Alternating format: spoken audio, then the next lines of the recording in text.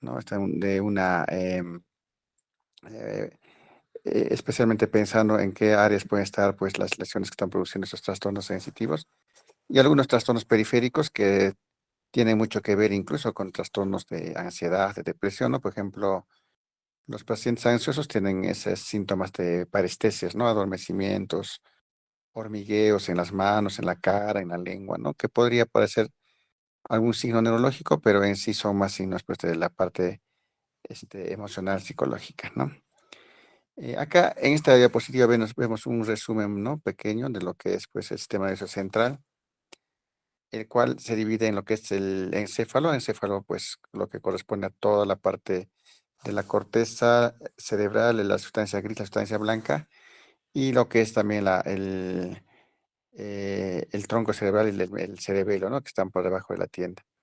Entonces, el sistema nervioso central, pues ya hemos visto que tiene funciones de control, de memoria, de funciones superiores, motoras y también sensitivas, ¿no? Aparte de control de movimientos, etcétera. Y lo que es el sistema nervioso periférico, pues donde vamos a ver un sistema nervioso periférico y el otro que es autónomo, ¿no? El sistema nervioso autónomo tiene nervios también eferentes y aferentes, ¿no? Los cuales van a ser el sistema simpático y el parasimpático, ¿no? Y el sistema nervioso periférico en sí va a tener un sistema nervioso somático, el cual también tiene nervios eferentes y nervios aferentes. La mayor parte de signos sensitivos, como algunas trastornos o sensaciones que el paciente puede tener diferentes a las normales, en caso de un problema neurológico, sí se pueden presentar, tanto en lo que es el sistema nervioso periférico, más que todo, ¿no?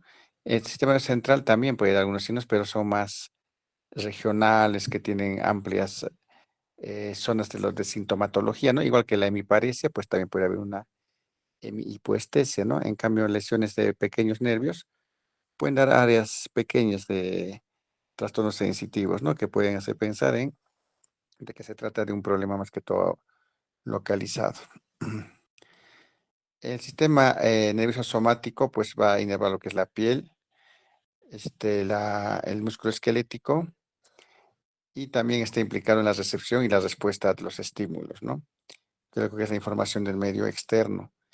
Es importante este sistema somático porque recibe pues la inervación de todo lo que es la parte externa y eso va a hacer que también produzca síntomas de diferente tipo, ¿no? Que si es que es una alteración periférica o central, tanto de la médula o a nivel cerebral, pues se puede determinar en qué áreas. Y lo que son la parte de los somitas, la parte de los dermatomas, pues nos ayuda a determinar también en qué áreas puede estar una lesión. El sistema nervioso autónomo va a inervar lo que es los sistemas orgánicos, ¿no? Y los elementos viscerales, corazón, pulmones, intestinos, vejiga, ¿no?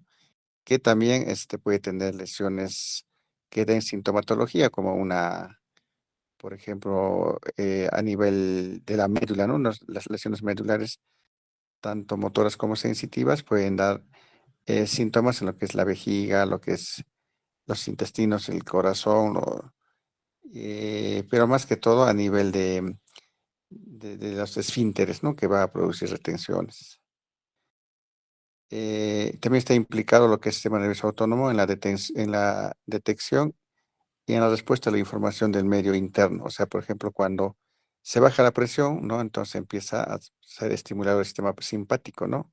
Y al revés, ¿no? Cuando aumenta mucho la presión, el sistema parasimpático entra en acción a través de receptores, pues, ¿no? De presión y otro tipo de receptores que a todos los niveles de lo que es la parte autonómica. Siguiente. Ahí está bien. Bueno, acá lo que vemos es la embriología de lo que es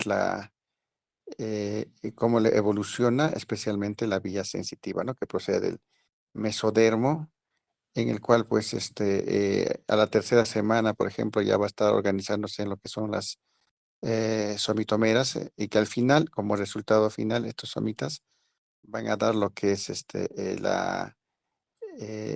la inervación regional, ¿no? Lo que va a hacer los dermatomas o o también va a estar siempre zonas determinadas inervadas por diferentes raíces o también de nervios a nivel de lo que es el tronco cerebral, ¿no? Los que van a inervar la parte sensitiva de la cara, por ejemplo, que casi totalmente está inervada por el trigémino, ¿no? Y la parte del cráneo, en la parte posterior, está pues inervada por la raíz C1 y C2, entonces la parte sensitiva de la cabeza es bastante, eh, em, no tiene mucha diferenciación, digamos, de poder cuando hay una lesión. Solamente podemos pensar en lesiones de esos dos nervios, ¿no? A diferencia de lo que es en el tronco o las extremidades, que pueden ser lesiones tanto de médula o de nervio periférico. Se fue la diapositivas, Marcelo. Ahora sí. Un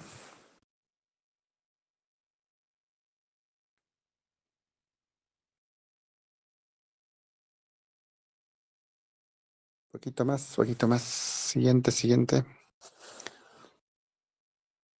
siguiente.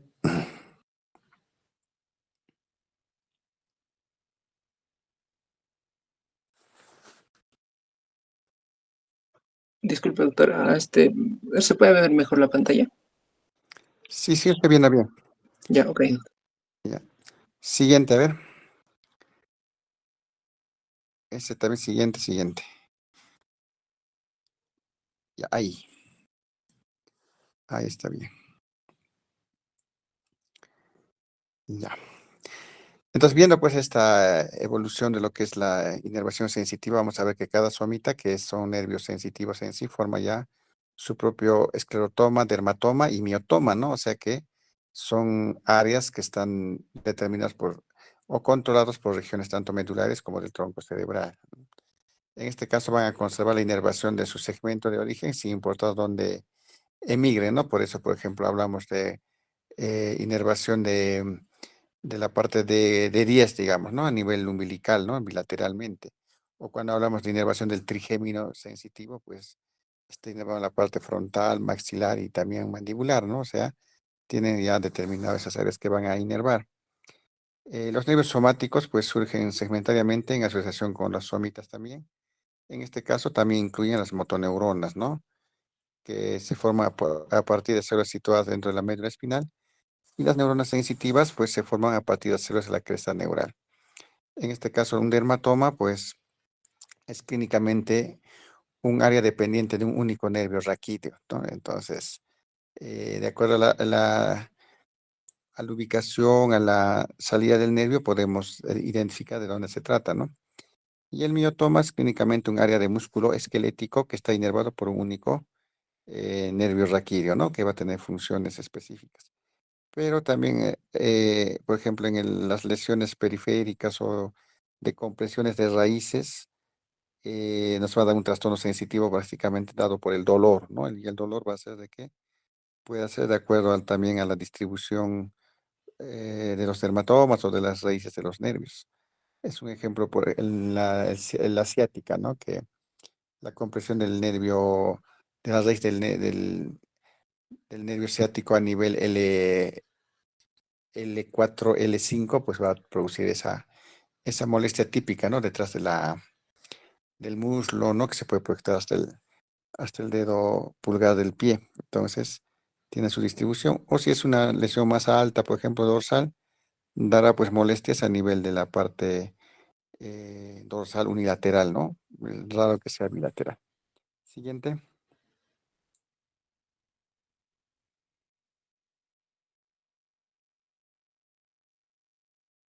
Bueno, siguiente, porque es lo mismo que el anterior. Ya, entonces acá sí vemos, por ejemplo, cómo se distribuyen los nervios, tanto motores como sensitivos, en la médula espinal, ¿no? Como sabemos, la médula espinal también tiene sustancia blanca y sustancia gris, ¿no? Pero en el cerebro la sustancia gris, pues está en la parte periférica, ¿no? En los lóbulos frontales, temporales, pero a nivel periférico. En cambio, la médula, ¿no? La sustancia gris es esta forma de H, ¿no? Que vemos a nivel medular, en la cual está el medio, ¿no? Y las partes laterales son los axones, sustancia blanca, ¿no? Por la cual están yendo todas las vías eferentes y aferentes, ¿no? Aferentes es la vía sensitiva básicamente y eferente es pues la vía motora, ¿no? Entonces, como vemos en la parte del azul, estamos viendo el nervio sensitivo, el cual tiene un ganglio, ¿no? Un ganglio, el cual es, como es una neurona bipolar, va a tener su dendrita hacia lo que es la parte periférica y su axón a la parte central, ¿no? A diferencia de la vía motora, que son solo dos neuronas, la vía sensitiva va a tener tres neuronas, ¿no?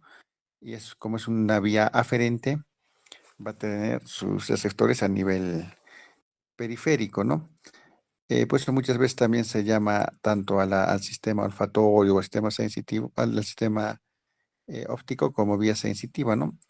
Pero en sí sería más una vía sensorial, ¿no? Porque son dos sentidos, incluyendo el oído también, la vista, ¿no? Y el olfato, ¿no? Que van a hacer que tengan una misma distribución, pero en sí su función es más sensorial. En cambio, la vía sensitiva, pues tiene varias funciones, ¿no? Tanto de la sensibilidad superficial como profunda. Eso vamos a verlo más adelante. Siguiente.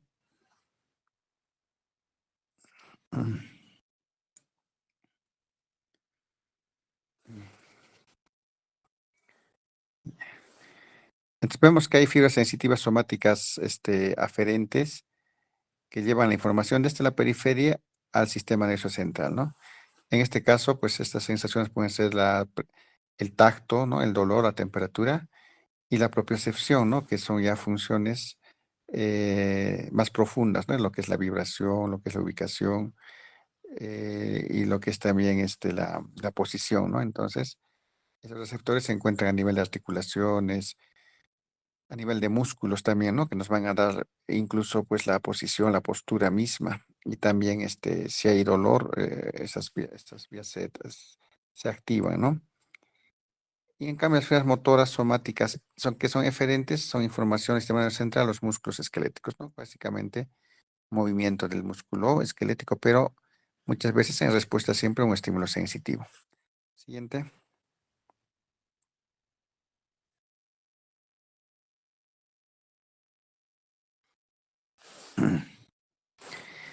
Bueno, entonces la vía sensitiva para la transmisión de señales somáticas externas central se va a dividir en dos sistemas, ¿no? Uno es el sistema de la columna dorsal o lemnisco medial, ¿no? El cual pues tiene mayor predisposición de fibras mielínicas y tiene un alto grado de orientación espacial, ¿no? Como vemos en la gráfica, pues son neuronas que son más veloces, ¿no? Son mielinizadas en sí y que también van a cruzar de un lado al otro, pero ya a nivel del bulbo, ¿no? A diferencia del sistema anterolateral, ¿no? Que al penetrar la neurona a nivel de la columna, de la médula, se cruza, ¿no? Casi inmediatamente, un poquito por encima, ¿no? Avanza unos cuantos espacios y luego cruza al lado contralateral, ¿no? En este caso sus fibras son un poco, pues, más pequeñas, más desminizantes, son más lentas, ¿no? Que la vía de la columna dorsal o laringomedial. En todo caso, las funciones también son pues diferentes, ¿no? Las vías rápidas son para la presión, la ubicación, la vibración, ¿no? En las vías lentas, el dolor, la temperatura, ¿no? Será la localización del dolor, la temperatura que no tienen la misma velocidad y sus fibras también son más delgadas. Siguiente.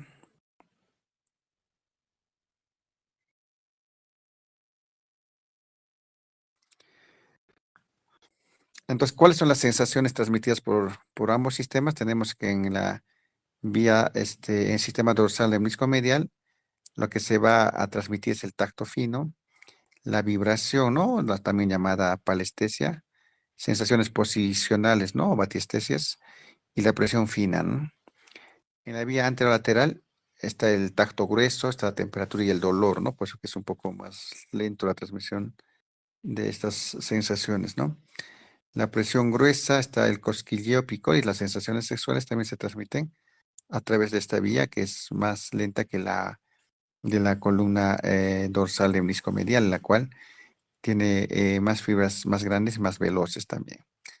Y obviamente al evaluar estas alteraciones sensitivas que un paciente puede tener, siempre tenemos que estar pensando en qué vía es la que estamos evaluando, ¿no? En qué sistema.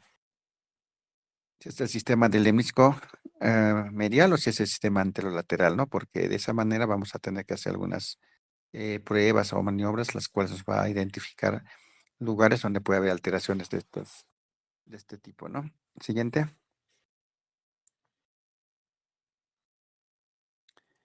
Bueno, el sistema de la columna dorsal o lemnisco medial, ¿no? También podemos llamarlo, que es la vía, propioceptiva, profunda, o de la columna, dorsal o posterior también, ¿no? En este caso, pues, empieza con los mecanorreceptores a nivel periférico que envían señales y penetran en el médula espinal a través de las raíces posteriores del nervio, ¿no? Como hemos visto en el gráfico. Estas fibras se dividen pues en una rama medial y una rama lateral. Las fibras que pertenecen a las columnas dorsales, en la parte dorsal, siguen su trayecto sin interrupción hasta el bulbo, ¿no? Donde hacen sinapsis ya en los núcleos de la columna dorsal que se encuentra a nivel vulvar, a nivel del, este, ya cerca de la protuberancia, ¿no? Las neuronas de segundo orden se decusan y continúan ascendiendo formando ya el lemnisco medio, ¿no? Hasta el tálamo, donde hace una nueva sinapsis, ¿no? Hasta ya es la segunda neurona sensitiva. Pues se llama el sistema del lemnisco medial, ¿no? Ya porque ahí tiene la parte superior ya entre lo que es el tronco y el tálamo, pues esa vía va a dar su segunda neurona. Luego esto se proyecta en fibras tálamo-corticales del tálamo hacia la corteza, a la circunvolución parietal, que es, hemos dicho siempre que el área parietal tiene función sensitiva, ¿no? O sea, hacia el área 1 es donde va a llegar la mayor parte de sensaciones.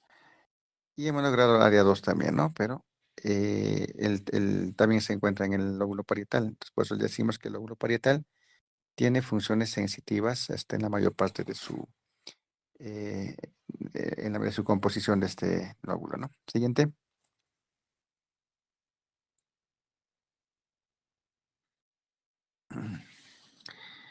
Ya también en el sistema anterolateral, pues, este eh, se empieza en las fibras anterolaterales lameloespinal y se originan, pues, en las láminas 1, 4 y 6 del asta dorsal. Estos van a cruzar de inmediato por la comisura anterior de la médula hacia la columna blanca anterior y lateral del lado opuesto, ¿no? Van a ascender estas fibras a los fascículos espinotalámicos anterior y lateral, ¿no? Que se encuentran en la parte anterior de la médula y también las partes laterales, ¿no? Y terminan en el tronco del encéfalo y en el tálamo, ¿no? Que son su segunda neurona. Y se juntan con el otro sistema y van a subir juntos hacia la corteza, ¿no? Con el sistema del lemnisco medial. Por eso que en la cápsula interna toda la vía sensitiva, tanto propioceptiva como anterior, pues van a pasar por el brazo anterior, ¿no? De la cápsula interna. Y entonces, muchas veces unas lesiones a ese nivel podrían dar alteraciones, en este caso de un hemicuerpo, ¿no? De un lado del cuerpo de tipo sensitivo, ¿no? Como un problema motor, pero en este caso sensitivo. Siguiente.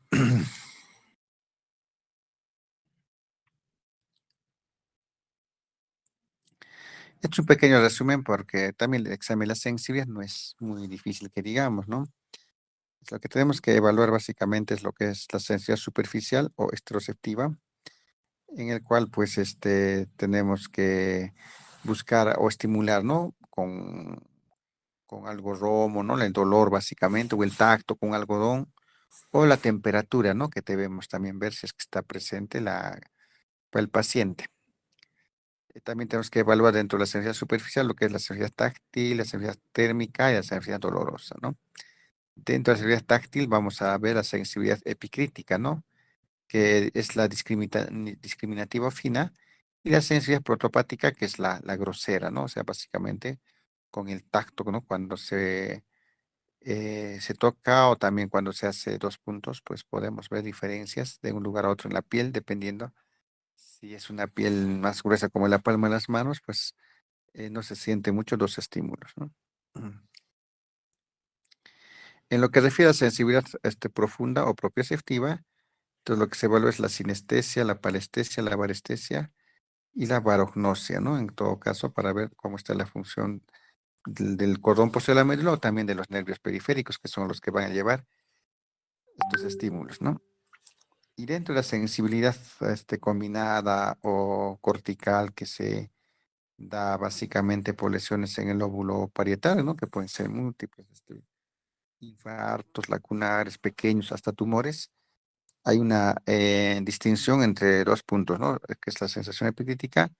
Luego también se evalúa la grafestesia, ¿no? Que es hacer, escribir en la mano o en la espalda incluso un número, una letra y pedir al paciente que lo reconozca, ¿no?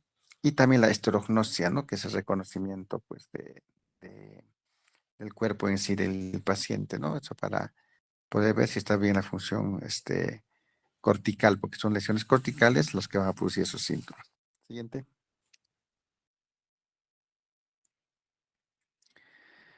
Entonces, en forma teórica, pues para explorar la sensibilidad, siempre tenemos que advertir al paciente que se le va a hacer un examen, ¿no? Y cómo debe contestar, ¿no? Entonces, eso se le explica antes de la evaluación del paciente. Se le pide siempre, es importante que mantenga los ojos cerrados, ¿no? Porque al mantener los ojos abiertos o abrir los ojos, podría pensar de que, o al ver, pues, incluso ubicar, ¿no? Dónde estamos estimulando. Por eso tiene que estar con ojos cerrados. Las sesiones tienen que ser breves, ¿no? Como decía, porque no lo podemos aburrir por mucho tiempo el paciente, porque si no colabora, tampoco va a ser una buena evaluación, ¿no? Entonces, básicamente, hacerlo comparativo de uno con el otro. Eso es, ¿no? Exploradas como las regiones simétricas, siempre una en mi cara con uno con el otro lado, igual en las extremidades, ¿no? En los muslos siempre comparativamente de un lado para el otro, ¿no? Y esas alteraciones cuando son asimétricas son las que más valor tienen, ¿no? Porque nos hacen pensar en lesiones verdaderas, ¿no? También deberá confirmarse la exploración, ¿no? Antes de dar la respuesta o también el resultado de de la exploración, ¿no? La estimulación no debe ser muy seguida ni muy cercana una de otra porque la sensibilidad también va a producir tolerancia. Entonces, mientras más lo estimulemos, pues ya no va a ser la misma sensación la que se siente, sino el paciente puede empezar el mismo dolor, ¿no? A ser menos intenso cuando se estimula muchas veces. Siguiente. Mm. Entonces, ¿cómo vamos a explorar? Pues tenemos que tener siempre un orden, ¿no? Un orden para poder hacer la exploración. En este caso, si pensamos en sensibilidad superficial, pues básicamente empezamos de la cabeza, la cara, ¿no? Con algodón podemos hacer y comparativamente de un lado para otro. Luego los miembros superiores, el tronco y los miembros inferiores, ¿no? Siempre de arriba hacia abajo y comparativamente de un lado izquierdo con el derecho, ¿no? Y cuando evaluamos la cara, obviamente que tenemos que pensar siempre que estamos evaluando el nervio trigémino, ¿no? Entonces se puede hacer también los reflejos, ¿no? De trigémino, como el trigémino trigeminal y el mandibular. Eh, Cuando hay este orden, pues se va a realizar una estimulación siguiendo líneas perpendiculares que se detectan un dermatoma afectado, pues hay que explorar su extensión del trastorno sensitivo, ¿no? Y las extremidades hay que realizar estímulos en forma circular, en tórax y abdomen y espalda realizar estímulos en forma vertical, porque queremos muchas veces encontrar un nivel sensitivo, ¿no? Especialmente si pensamos en lesión medular, tenemos que tratar de encontrar un nivel sensitivo, el cual, si se presenta, ya nos ubique incluso a qué nivel puede estar la lesión, ¿no? Por eso en forma vertical, lo que es en la parte del tórax y abdomen, bajamos estimulando, ¿no? Puede ser con algo que tenga punta roma o algo con punta, pero sin hacer daño, ¿no? Vamos bajando desde el cuello hacia la parte del tórax, abdomen y hasta llegar a la ingle, ¿no? Entonces, siempre preguntando al paciente si ha sentido algún cambio al estímulo, ¿no? A lo que se está presionando en alguna parte, ¿no? Por ejemplo, si es en el D10, de que dice abajo ya no siento, tenemos que pensar siempre en lesiones a nivel de 8, ¿no? Porque hay que sumarle siempre dos espacios. Siguiente.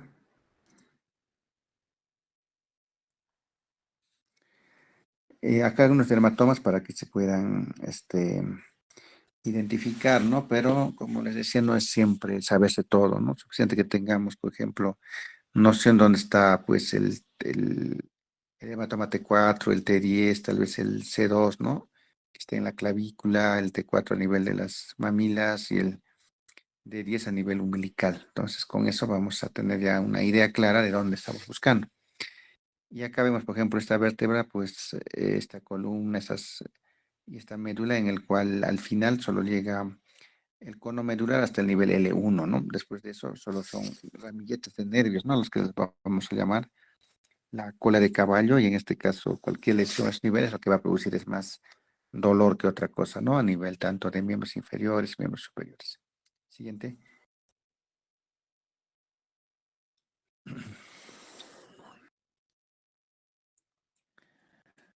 Entonces, en los patrones de progresión, como, bueno, Sal mencionó algo, pues se puede presentar o hacer en cada hemicuerpo también por separado y luego comparativamente ambos.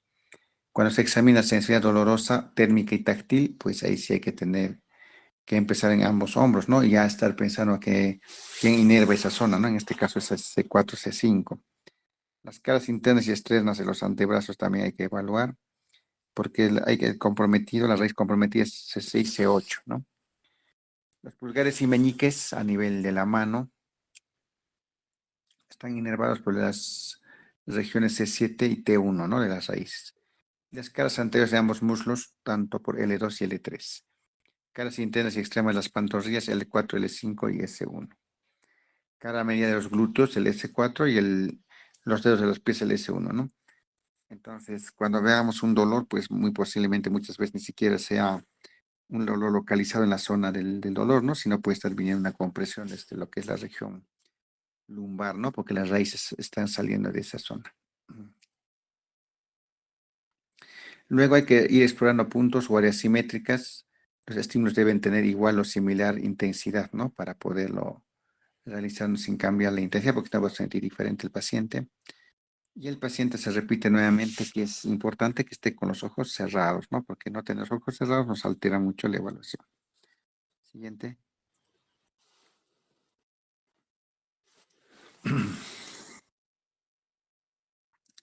Es como dijimos, la sensibilidad superficial se origina en los órganos sensitivos de la piel, las mucosas y que responden a estímulos dolorosos como el calor, el frío, el tacto, ¿no? Y la sensibilidad profunda, pues es el reconocimiento de los movimientos activos y pasivos, es su principal función, ¿no? La sensibilidad vibratoria, el sentido posicional y la postura, el sentido de presión y el dolor profundo son los que se van a investigar en estas lesiones de sensibilidad profunda. Ahí está, por ejemplo, lo que es la sensibilidad de posición, la batiestesia, ¿no? El cual podemos evaluar moviendo, pues, por ejemplo, un dedo del pie hacia arriba, hacia abajo, y preguntarle al paciente hacia dónde está dirigido, pues, el movimiento, ¿no? Para que veas si una posición, igual con el antebrazo podemos hacerle siempre con ojos cerrados, mover hacia un costado, derecha, izquierda, y si el paciente tiene algún problema de cordón posterior, pues sé que nos reconozca, ¿no? Luego la sensibilidad a la presión, que se llama la varestesia, en este caso, pues comprimimos en algunas áreas, o también podemos dejar comparativo pesos, ¿no? Para ver si la presión que siente es igual. El sentido del peso también se llama barognosia, ¿no? Entonces ahí sí vamos a tener que poner diferentes pesos en los lugares. Estimula y básicamente es en la mano, ¿no? Lo que se hace estas evaluaciones para poder determinar si hay lesiones también eh, de la vía profunda, ¿no? La sensibilidad profunda. Siguiente.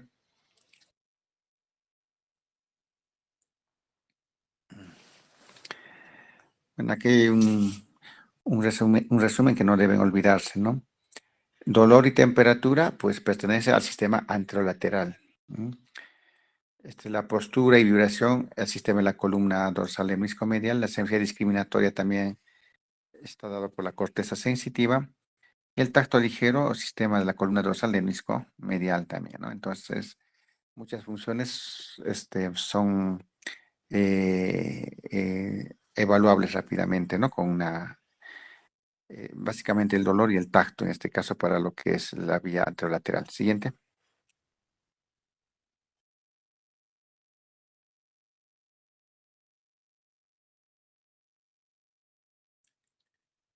Siguiente.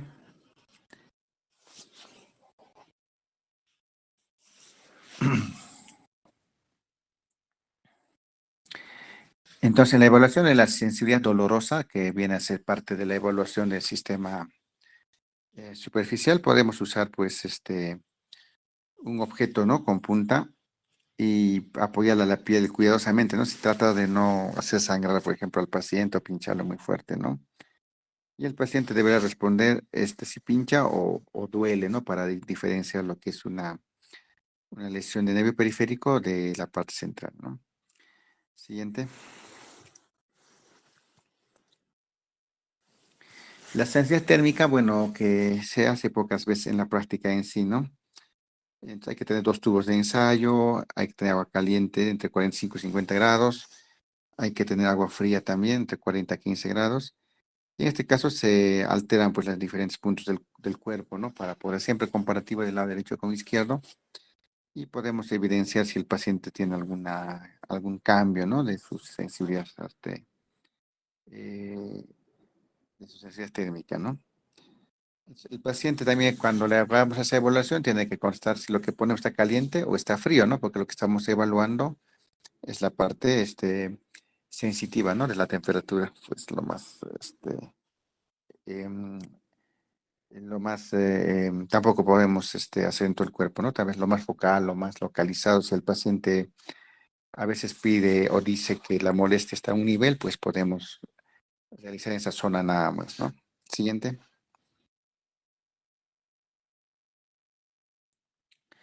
La sensibilidad táctil o protopática o discriminación también se debe hacer con el tacto, ¿no? Entonces, para esto pues tenemos que tener una toruna de algodón, pedir al paciente que identifique el estímulo diciendo toca, ¿no? O sea, le tocamos por diferentes partes, ¿no? Entonces, en el pie, en la rodilla, en el muslo, subiendo hasta la cara. Y el paciente le preguntamos, ¿no? Entonces, ¿está toca ahí? O puede ser que sientes o no sientes, ¿no? Es comparativo también. Para eso también, en sí, para discriminación de dos puntos que son diferentes, ¿no? De acuerdo al lugar donde se puede estar estimulando, podemos estimular y preguntar, pues, ¿no? Al paciente si está poniendo las dos puntas o está haciendo por separado o solo me estamos tocando con una punta, ¿no? Es lo que tratamos de ver porque nos habla de discriminación, ¿no? Discriminación y es la discriminación y es a nivel de la región central cerebral, la región parietal. Entonces puede haber lesiones que solo sean eso, ¿no? Que solamente, por ejemplo, pues el paciente no esté discriminando puntos y para poder sospechar una patología cerebral, ¿no? Entonces, si hablamos de discriminación y puntos donde podemos hacer la evaluación, hay que saber también a qué distancia están sintiendo, ¿no? Diferente los compases. Por ejemplo, en la separación mínima perceptible, está en la más sensible es la lengua, ¿no? Si a la lengua le pones a 1 milímetro ambos, eh, ambas puntas del compás, y lo que el paciente va a decir es sí son dos pinchazos, ¿no? En cambio, en la palma de la mano, pues con la espalda, a esa distancia, pueden decir, no, solamente es un pinchazo, no hay dos. Y eso hace de que al evidenciar eso, podemos pensar en lesiones también centrales, ¿no? Es acá como resumen, no sé si la lengua está a 1 milímetro de distancia, ¿no? Para la percepción de dos puntos. El pulpejo de los dedos está a 2,4, el dorso de los dedos 4,8, en la palma de la mano 8 a 12 eh, milímetros, ¿no? Que está ya la diferencia. Y en el dorso de la mano de 20 a 30 milímetros, ¿no? Para poder diferenciar lesiones profundas. Siguiente.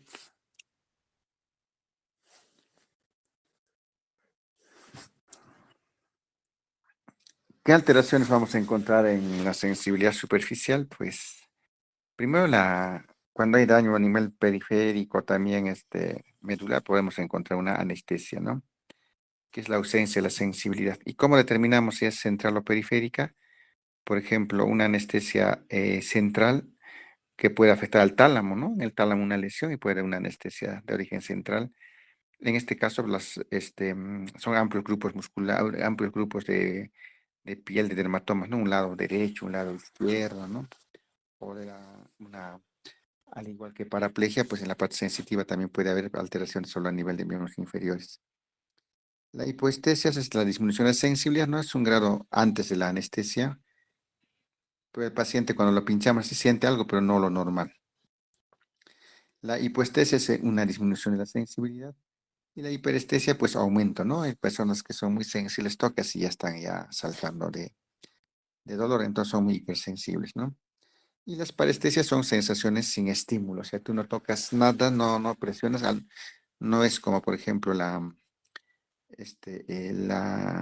hiperestesia, ¿no? Que hay que tocar para que aparezca un dolor fuerte. En cambio, las, este, mm, las parestesias no nos requieren estímulo, simplemente se siente un hormigueo en la mano, en los pies, ¿no? Eso vamos a llamarle parestesia. Siguiente.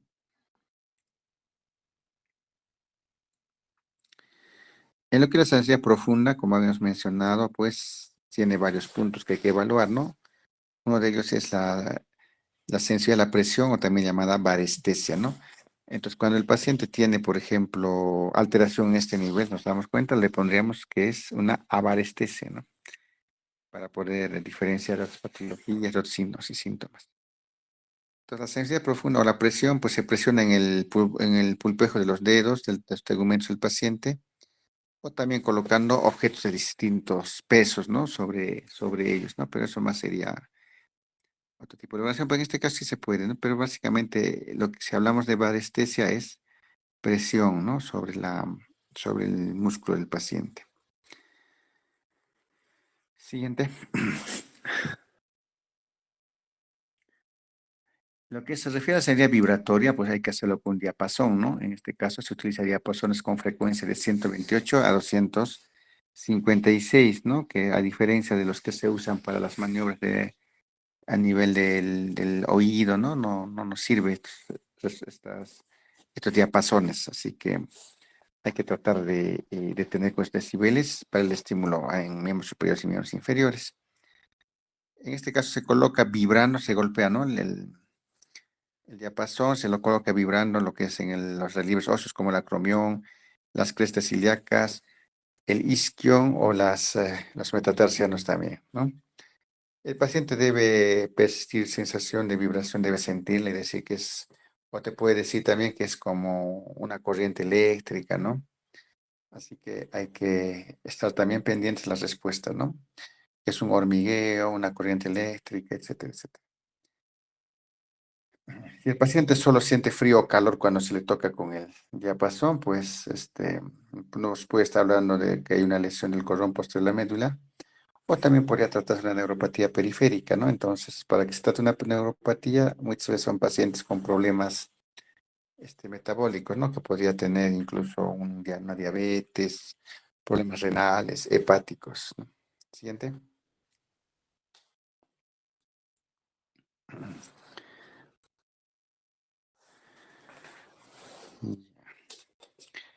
Lo que es la sensibilidad de posición, o también llamado batiestesia, pues es identificar cuando un segmento corporal se mueve de forma pasiva, ¿no? Entonces, cuando es forma pasiva, vamos a llamarle sinestesia. Y también la posición donde se ubica ¿no? En todo caso, estudiamos la estatoestesia, ¿no? En la sinestesia, pues se hace el examen, ¿no? Se toma del hallux y después del hallux, ¿no? Del dedo pulgar.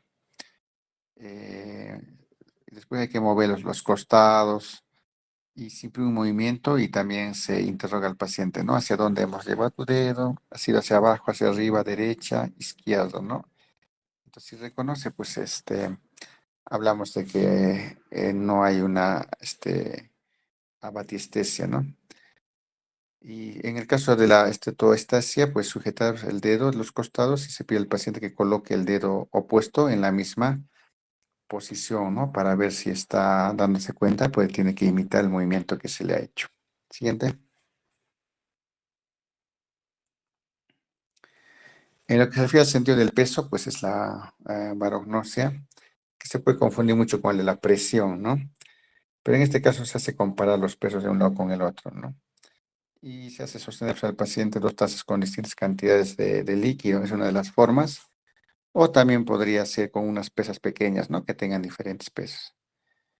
Un tercio de diferencia como mínimo tiene que haber para que note, ¿no?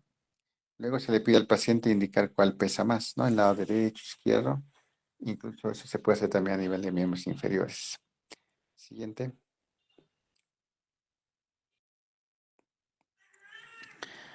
Cuando hablamos ya de esterognosia, de los puntos, de problemas de más que sensitivas de ubicación de las partes del cuerpo, etcétera, pues hablamos de lesiones ya centrales, ¿no? Parietales, básicamente. Entonces, por ejemplo, en la esterognosia tenemos que ver que si hay o no reconocimiento de objetos usando solo el tacto, ¿no? Normalmente, pues nosotros agarramos un objeto, una llave, por ejemplo, cerramos la vista y nos damos cuenta que es la llave, ¿no? Entonces, esa respuesta es adecuada, ¿no? De lo que es que no hay esterognosia. En cambio, si hay una disminución del conocimiento de esos objetos, tenemos que terminar de hacer todos los demás estudios, ¿no? Incluyendo con la vibración, etcétera, porque estaríamos pensando en una lesión medular o de nervio periférico. En este caso, se da al paciente un objeto en la mano y se le pide pues que lo reconozca, ¿no? Una llave, una moneda, etcétera, ¿no? Y deberá reconocer con su nombre, porque si es que altera el nombre o lo cambia, también pensaríamos en lesiones parietales y frontales, ¿no? Ya estamos en una fascia que podría estar teniendo el paciente y por estar confundiendo las cosas. Siguiente. La grafestesia también es una evaluación de lo que es la parte central. En este caso, el reconocimiento del paciente de cifras o también de letras que se trazan sobre la piel, ¿no? En este caso de la mano. Y también puede ser en otras partes del cuerpo, ¿no? Como por ejemplo la espalda, los muslos, ¿no? Etcétera. Entonces nos habla de lesiones de la parte central. Y tenemos que buscar comparando, ¿no? Si es que es completo o si es que es parcial, nada más la grafestesia, ¿no?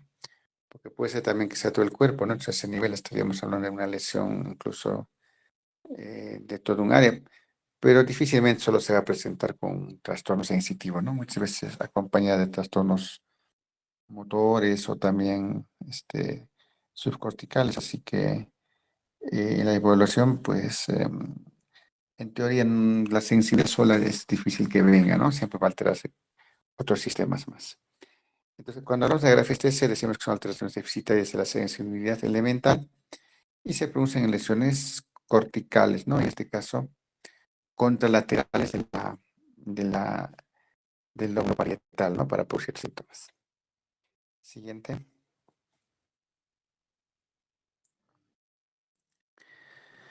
Luego también tenemos que ver si hay una alteración en la sensibilidad dolorosa profunda, ¿no? En este caso se explora a través de compresión de masas musculares, de tendones en condiciones normales. Estos son poco sensibles, pero si se incrementa el dolor, la molestia, podríamos pensar también en problemas tanto periféricos de nervio periférico como compresivos, ¿no? En el caso de las ciáticas, el túnel del carpo, por ejemplo, ¿no? Para investigar, o atrapamientos en otras partes de los nervios. Eh, Se puede hacer también miembros superiores a nivel del bíceps, del tríceps, ¿no? Para poder determinar si es que hay una alteración de estas sensaciones. Siguiente.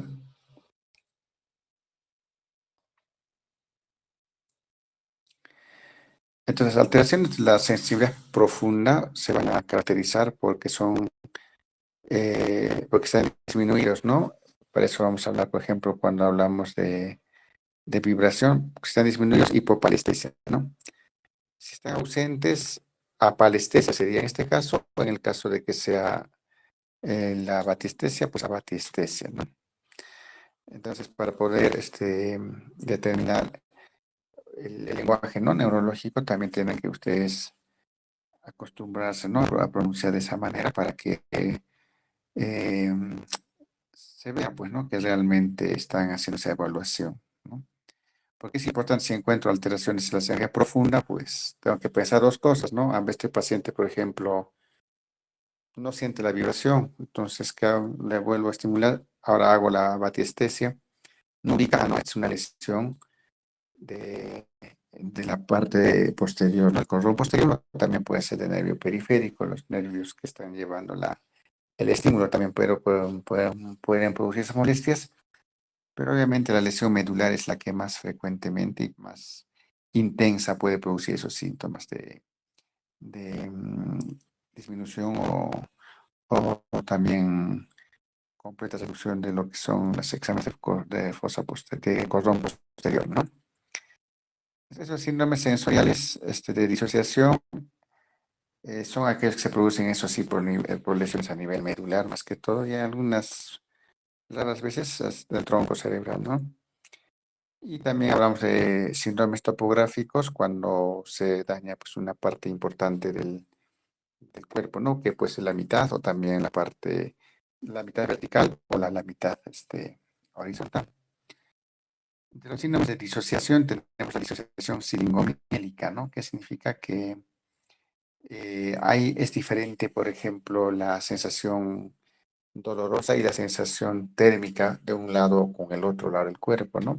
Incluso también, por ejemplo, silingomelia significa aumento de la parte media de la médula, ¿no? Lo que es el conducto medular, que a ese nivel puede tener un tumor o un accidente, ¿no? Que puede ser que el líquido no circule adecuadamente y empieza a haber, pues, compresión, ¿no? De las vías a ese nivel, especialmente las vías sensitivas.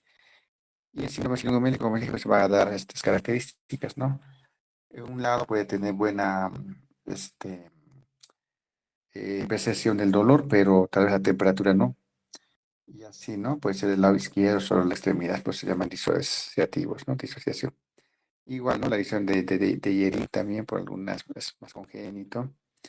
La disociación tabética, ¿no? En la sífilis, que antes era pues, muy frecuente, la sífilis, la neurosífilis, ¿no? Que producía síntomas también disociativos, con alteraciones, por ejemplo, más que todo el problema de la sífilis lo que daba era una ataxia, ¿no? Una ataxia porque se alteraba la parte sensitiva del cordón posterior, con alteraciones sensitivas también como hipoestesias o dolor, pero en el lado contralateral. Entonces, eso era porque se producía solamente las lesiones a nivel del cordón posterior y también de la parte medial de la médula, ¿no? Las disociaciones periféricas son más que todo por daños de nervios periféricos, ¿no? Como puede ser la mano, por ejemplo, por una compresión en lo que es el, el canal de radio o a nivel del codo, en el hombro, ¿no? Entonces, las sensaciones van a ser con anestesias, con hipoestesias y también parestesias, ¿no? Con dolor incluso, pero difieren, ¿no? De un lado al otro. En lo que son los síndromes topográficos, pues la hemianestesia más que todo se va a ver en lo que es lesiones talámicas, ¿no? Del tálamo, al igual que la hemianestesia alterna, el cual se produce también con lesiones de la corteza y del tálamo, ¿no? Y el síndrome del cono medular es básicamente por compresión de las raíces de los nervios sacros, ¿no? Entonces, los cuales van a dar alteraciones más que todo de dolor, de hipoestesia o de anestesia en lo que es, por ejemplo, se llama en silla de montar, ¿no? Porque es a nivel de las ingles, la parte interna de los muslos, ¿no? Después, ahí el paciente se queja de que ahí está adormecido, ¿no? La anestesia o la hipoestesia, el paciente lo va a catalogar como adormecimiento, ¿no? Las parestesias, pues pueden decir hormigueos, pueden decir que es sensaciones de que algo les camina, ¿no? O en algunas ocasiones hasta ardor le pueden llamar. Entonces, ahí tenemos que pensar si que está bien realmente un trastorno de nervio, pero buscando siempre, ¿no? Otras características de los pacientes, por ejemplo, si es una persona joven, ansiosa y tiene parestesias en ambas manos, en los pies, en la cara, pues difícilmente que sea algo neurológico, ¿no? Pero si es una persona mayor y dice solamente una mano me está adormeciendo, me siento hormigueos, pues ahí sí tenemos que tomarlo en cuenta porque muy posiblemente es una lesión compresiva, porque puede darnos también esos tipos de síntomas, algunas enfermedades metabólicas, pero en este caso, pues los síntomas tienen que ser bilaterales, simétricos, ¿no? Como en el caso de la neuropatía diabética, los síntomas van a ser pues en pies, en manos, y nunca pues un solo lado, ¿no? Como lo que puede ser en las compresivas. Y es así también el síndrome del cono medular, ¿no? Pero en este caso casi siempre es compresivo, ¿no? A nivel a nivel, digo, de la salida de la raíz de los nervios, de que son L2 hasta la parte de S1, ¿no? Porque ya hemos dicho, ¿no? Y sabemos que la médula termina a nivel L1, ¿no? Entre el resto de lo que es la parte más baja de la médula se encuentra pues la cola de caballo y eso, si va a dar síntomas, van a ser también bien locales, ¿no? De acuerdo también a la raíz, o puede ser de varias raíces que están siendo comprimidas. Siguiente. Ahí termina la diapositiva, doctor. Ahí terminamos. Como les dije, este es un tema corto, pero ya en la evaluación que vamos a hacer en la parte práctica, pues lo que es importante es saber cómo hacerlo y evitar lesiones a los pacientes, ¿no? Porque cuando se hace la evaluación sensitiva muchas veces hasta los dejan con sangre porque les meten alfileres o el estímulo es muy intenso, ¿no? Entonces, y siempre pues tratar de hacerlo rápido porque la colaboración del paciente es muy importante, ¿no? Y las lesiones periféricas, cuando un paciente viene con hipoestesias o parestesias, digamos, como queja principal, pues no se puede comprobar eso, ¿no? Por ejemplo, si un paciente dice, me está doliendo mi mano, pero tú puedes determinar el dolor, es difícil, ¿no? Tenemos que, de alguna manera, tratar de distraerlo y tal vez por un apretoncito y a ver si le duele realmente, ¿no? Porque las personas con trastornos psiquiátricos también sienten, ¿no? O manipulan mucho esos síntomas.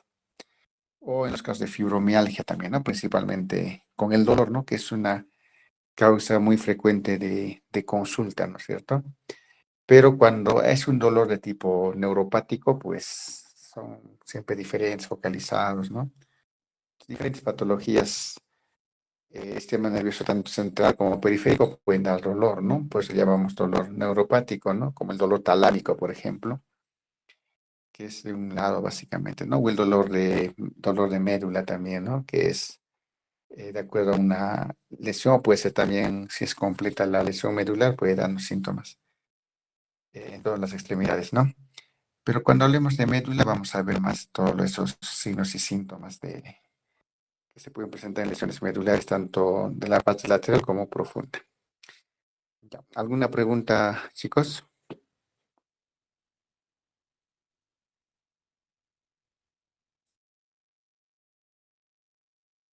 Ya, pues, se han dormido. Ya, entonces, la próxima clase, chicos, el pasito, ¿ya? Sí, ya estamos ya retrasados, pero vamos a estar igual.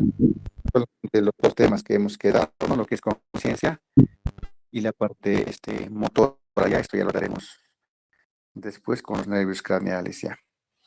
Así que la próxima semana ya ¿La exposición también es para la siguiente clase? sí, Expo también nos falta, sí, tenemos el tema, ¿no? Sí, doctor, Denis faltaría. Ujú. Ya, ahí entonces nos vemos el viernes, chicos. Ok, gracias. Chao, Gracias, doctor. hasta luego, chao, chicos, Gracias, chao. doctor.